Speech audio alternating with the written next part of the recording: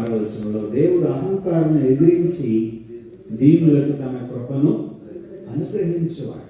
అహంకారులను ఎదిరించి.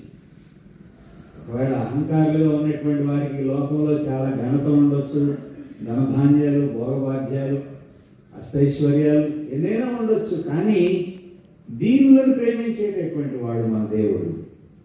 దేవుడు ఆ దీనులకు ఏం చేస్తాడనంటే దేవుని యొక్క పరిచయంలో వాడుకునేటటువంటి అవకాశాన్ని దేవుడు దాచి ఉంచాడు. కాబట్టి మనల్ని మనం తగ్గించుకున్నప్పుడు దేవుడు తప్పనిసరిగా మనల్ని హెచ్చిస్తాడు. అందుకనే మత్తయి సువార్త 11వ అధ్యాయం 29వ వచనంలో ఏమంటున్నాడు? సాత్వికుడను దీన మనసు గలవాడును కనుక మీ మీద నా కాడి ఎత్తుకుని నా యొద్ద నేర్చుకున్నాడు, అప్పుడు మీ ప్రాణులకు విశ్రాంతి దొరుకునని దేవుడు పిలుస్తున్నాడు. ఎలా పిలుస్తున్నాడు? నేను సాత్వికుడను దీన మనసు గలవాడును కనుక మీ మీద నా కాడి ఎత్తుకొని నా యొద్ద నేర్చుకోండి.